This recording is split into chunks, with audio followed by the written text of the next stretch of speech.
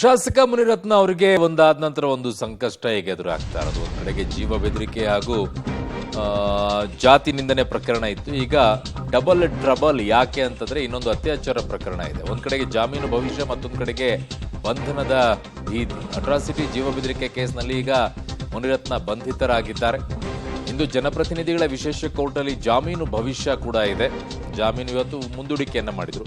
ನಿನ್ನೆ ರಾತ್ರಿ ಮುನಿರತ್ನ ಸೇರಿ 7 ಜನರ ವಿರುದ್ಧ ಅತ್ಯಾಚಾರ ಕೇಸನ್ನ ದಾಖಲು ಮಾಡಿದ್ದಾರೆ. ಜಾಮೀನು ಸಿಕ್ಕರೆ ಮತ್ತೆ ಜೈಲು ಬಳಿನೇ ಮುನಿರತ್ನ ಅವರನ್ನ ಬಂಧನ ಮಾಡುವಂತ ಸಾಧ್ಯತೆ ಇದೆ. ಜಾಮೀನು ಸಿಗದಿದ್ರೆ ಬಾಡಿ ವಾರೆಂಟ್ ಸಲ್ಲಿಸಿ ವಶಕ್ಕೆ ಪಡೆಯುವಂತ ಸಾಧ್ಯತೆ ಇದೆ ಕಗ್ಲಿಪುರ ಪೊಲೀಸರು.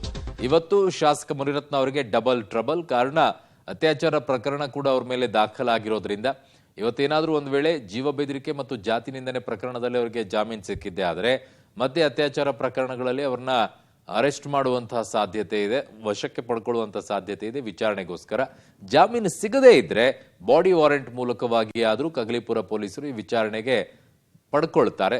ಕಾರಣ ಅತ್ಯಾಚಾರ ಪ್ರಕರಣ ದಾಖಲಾಗಿರೋದ್ರಿಂದ ಮತ್ತೆ ಅರೆಸ್ಟ್ ಆಗುವಂತಹ ಸಾಧ್ಯತೆ ಇದೆ.